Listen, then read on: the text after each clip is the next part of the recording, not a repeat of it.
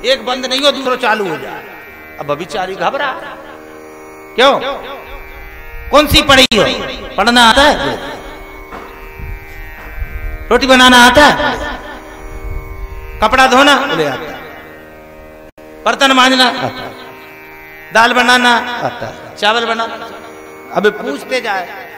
इतने वो लड़के ने पूछी, गाना आता है? आता है। तबला बजाना आता है? धीरे से उन्हें कही, आपको नाचना आता है? अब मैं तो जैसे तैसे दुडुम दुडुम कर ही दूंगी, पर थारा को नाचता है? उसका मुंह पर कौन में देख रहे वो कमी उस बच्चे में, पर अपने को भी भाई गाता है नहीं आए कोई बात अलग है, बजाता है नहीं है, और स्वयं को भी तो देखो। कई लोग ऐसे हैं 4-3 महीने से बात कहना नहीं चाहिए, पर बात आई तो कहना पड़ेगी। 3 महीने से चिल्ला रहे रजिस्ट्रेशन करा लूं, रजिस्ट्रेशन करा लूं, लोगों ने रजिस्ट्रेशन नहीं कराया। कई यहीं आके कह रहा है अब काट दो। कल कोई हमको बाजार में मिला, वो हमने कि आपके रजिस्ट्रेशन, अरे ये ले अब भी काटो।